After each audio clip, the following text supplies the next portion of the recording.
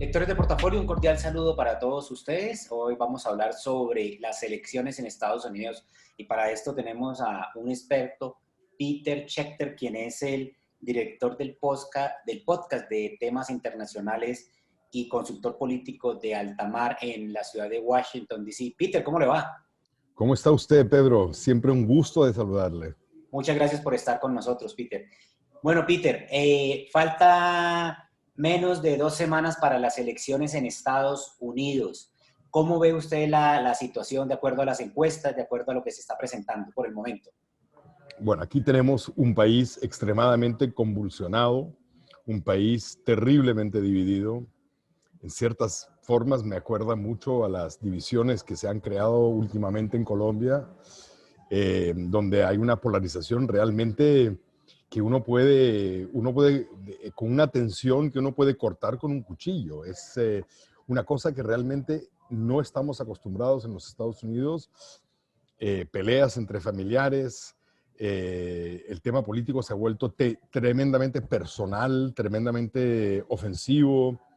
Eh, y bueno, yo creo que la razón por esto tiene nombre y apellido y es Donald Trump. Eh, Él ha envenenado el pozo de agua político que existe en Estados Unidos de una manera que no conocemos en Estados Unidos, con acusaciones, injurias, mentiras, pedidos de encarcelamiento de sus contrincantes políticos, cosas que realmente nunca hemos visto. Entonces, el ambiente se ha vuelto crispado, no es la palabra, el ambiente se ha vuelto terriblemente duro.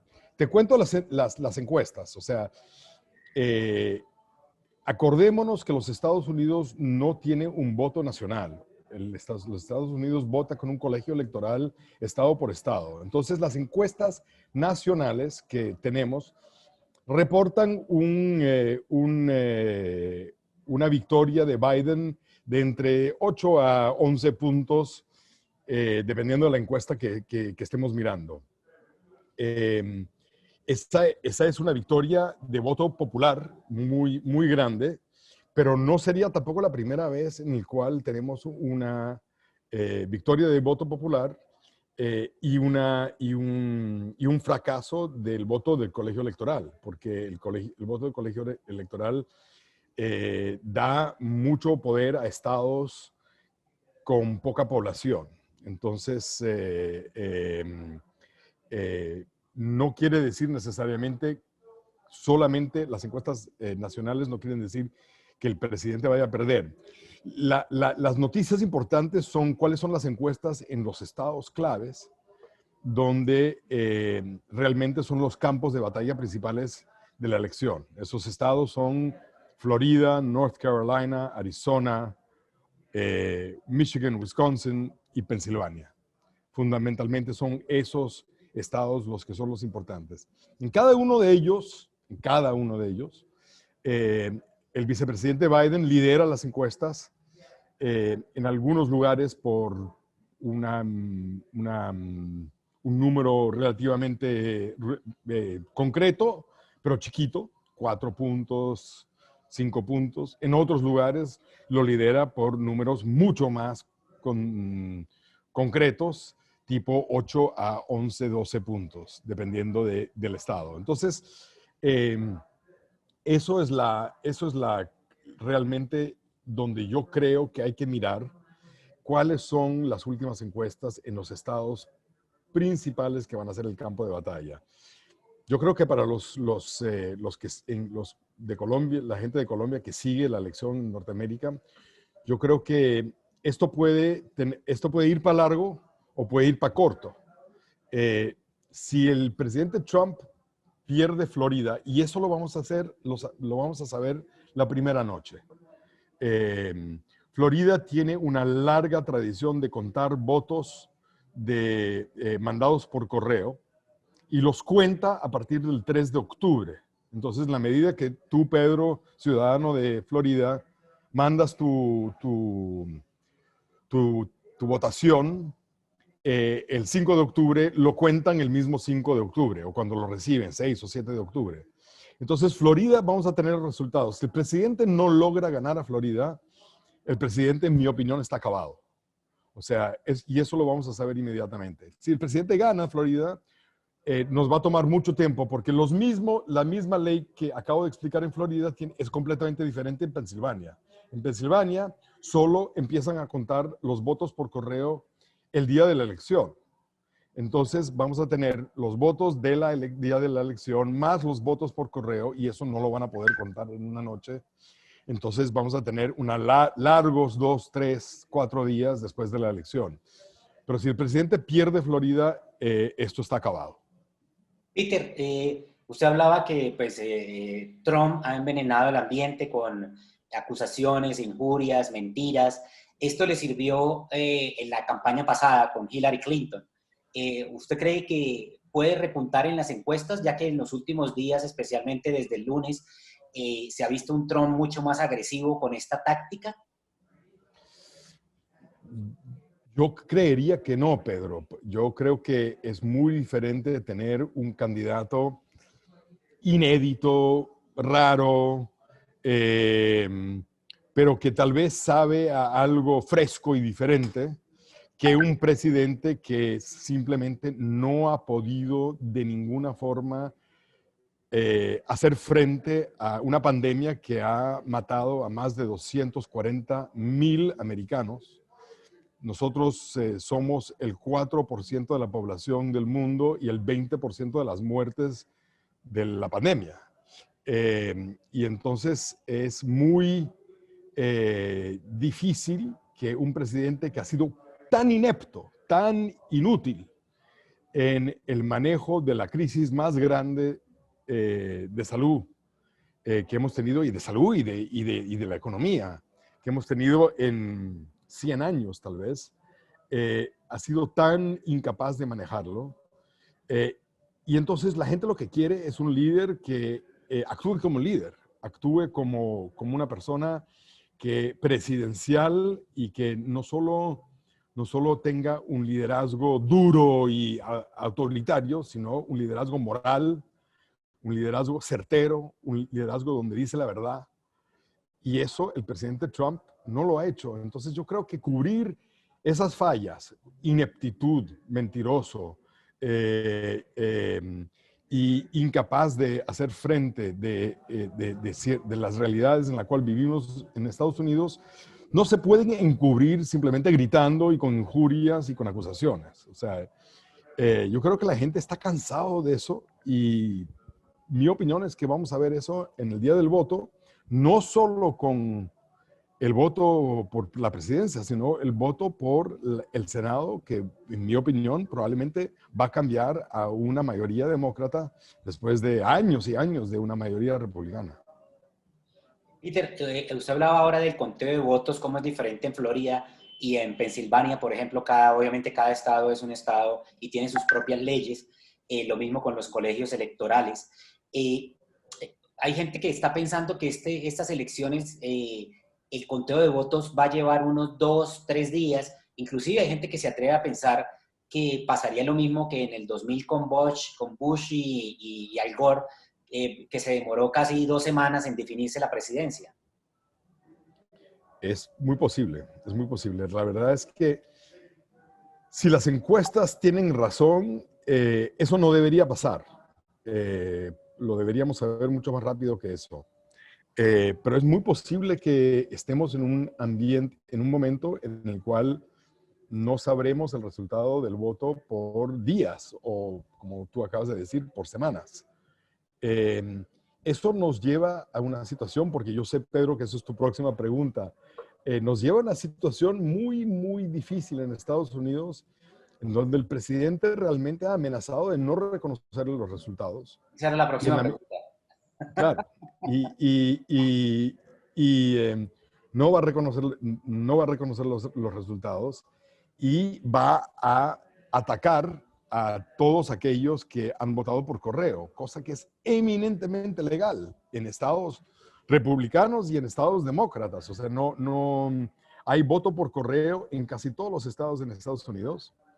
Y no importa si el gobernador es republicano o demócrata, eso es algo que existe y mucha gente, por supuesto, lo está usando, porque vivimos en un momento de una pandemia donde la gente no quiere estar en fila con desconocidos por horas y horas esperando a votar, entonces quieren usar su privilegio y la oportunidad de usar el voto por correo. Entonces, el presidente ha amenazado de no reconocerlo. Yo lo que espero, Pedro, es que la elección sea suficientemente contundente para que ningún republicano lo acompañe en esa falta de reconocimiento de la elección. O que muy buena parte del Partido Republicano diga, mire, presidente, yo creo que está claro que usted perdió, usted se tiene que ir. Y yo creo que yo espero que ante la presión de su propio partido, que hasta ahora es muy triste decirlo, no ha mostrado mucha independencia del presidente, pero yo espero que haya un, un momento en donde la gente se comporte menos como partidarios políticos y como republicanos o demócratas y más como norteamericanos y estadounidenses y piensen en su deber patriótico de proteger las instituciones, porque lo que amenaza a Trump es de destruir las instituciones. Claro, Peter, pero entonces ahí vamos a una cosa. Digamos, Biden gana las elecciones, como apuntan todas las encuestas. Trump no lo quiere reconocer. Digamos, constitucionalmente, constitucional y legalmente, ¿qué puede hacer Trump? Si definitivamente, o sea, Biden gana el colegio electoral. Bueno, el miedo que tienen muchas personas, y es un miedo real, o sea, si tú mencionaste el ejemplo de la demora de 2 semanas en el resultado entre el presidente Bush y el ex vicepresidente Gore, eso fue al final decidido por la Corte Suprema de Estados Unidos, en el cual el presidente, para el momento de la elección, tendrá una mayoría en la Corte Suprema de 6-3. Eso es un escenario pesadilla para mucha gente. Yo espero que la Corte Suprema, que sigue siendo en Estados Unidos la institución menos politizada de lejos de las tres ramas del gobierno, yo creo que la Corte Suprema va a actuar, si esto al final llega a la Corte Suprema, va a actuar a proteger las leyes, a apoyar lo que es la voluntad popular, apoyar el resultado y sobre todo a proteger a la institución que ellos entienden que es la última institución que es vista relativamente como no política. Y es muy importante que eso se preserve. Y creo que los jueces actuarán de una forma responsable. De todas maneras, Peter, si esta situación se da, digamos, por semanas, Estados Unidos ya con Trump ha perdido su prestigio, mucho prestigio internacional, y se diría que si esta situación se da, que Trump no reconozca un triunfo de Biden, definitivamente la imagen de Estados Unidos quedaría por el suelo a nivel internacional, ¿no? No hay duda que la poca imagen que queda positiva de los Estados Unidos después de 4 años de Trump, quedaría bastante destruido por un rechazo de los resultados legítimos de la voluntad popular en una democracia. O sea, imagínate dictadores por el mundo, desde Putin a Duterte, a Orbán, Duterte en Filipinas, Orbán en Hungría, empezarían a decir, bueno, ¿cuál es el problema? Si la gran democracia en Estados Unidos también rechaza cuando las cosas son hechas con falsedad, supuesta falsedad, etcétera, etcétera. Entonces, Cuando no le favorecen. yo creo que entraríamos en una vertiginosa caída ante los ojos del mundo. Y sobre todo, Pedro, lo que me preocupa no solo son temas de imagen, pero lo que me preocupa es que entraríamos en un momento de incapacidad de tomar decisiones para aliviar una situación gravísima de gente, particularmente gente que trabaja en áreas que han estado cerrados, imagínate, hoteles, cines, líneas aéreas, restaurantes, todos sufriendo terriblemente por las consecuencias económicas de la pandemia y entraríamos en una espiral realmente nefasto en donde no se podría decidir nada, porque la única cosa que se hablaría es no de cómo vamos a solucionar los problemas de gente que está realmente sufriendo, la única cosa que se hablaría es de cómo sacamos a Trump, qué ilegítimo es Trump, y las peleas partidarias se volverían peligrosamente violentas. Y aquí, acuérdate que la gente va muy armada. Y entonces yo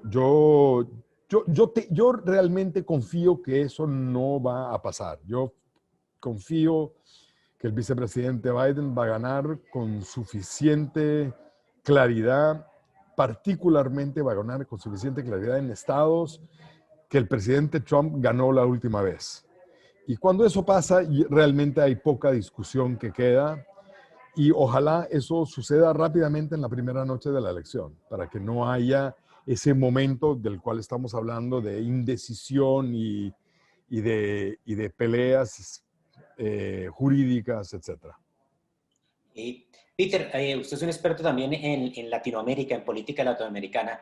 Bueno, si gana Trump, digamos, va a mantenerse el mismo discurso hacia Latinoamérica que ha mantenido durante estos 4 años. Si gana Biden, se espera que sea lo mismo, un poco más de lo mismo que fue durante Barack Obama, ya que Biden fue el vicepresidente de Obama. Mira, yo creo que hay pocos políticos, Pedro, en Estados Unidos que conocen tan bien a la región latinoamericana como lo conoce el vicepresidente Biden. O sea, es una persona que, acuérdate que antes de ser vicepresidente fue el presidente de la Comisión de Relaciones Exteriores del Senado por muchísimos años. Y además fue una persona que siempre hizo mucho hincapié en mirar con mucha atención a lo que está pasando en el hemisferio. Ciertamente es uno de los grandes apoyadores de Plan Colombia. Y entonces yo veo realmente que pasamos a tener una política en donde la única cosa que cuenta es Cuba y Venezuela, que es lo que ha pasado durante los 4 años de Trump, que es un mensaje supuestamente anticomunista, antisocialista, y digo supuestamente porque es solo mensaje, no ha pasado nada. O sea, ahí sigue Castro y los Castros y el Partido Comunista en Cuba y ahí sigue Maduro en Venezuela. Entonces, realmente no ha pasado nada, entonces, con toda la retórica dura que hemos tenido.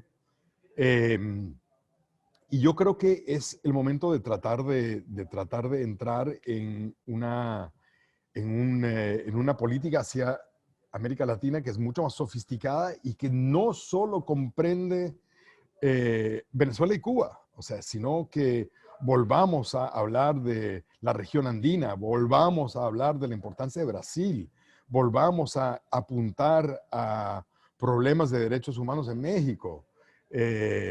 Volvamos a hablar de la importancia de dialogar con Brasil para que juntos podamos hablar de qué pasa en Amazonas. O sea, yo sí creo que lo que más contento me pone es que vamos a tener una refrescante renovar de una política latinoamericana que no es solo Cuba y Venezuela, como ha sido durante estos 4 años. Peter, hablando de Venezuela, hace poco Biden, hace unas 2 semanas, habló de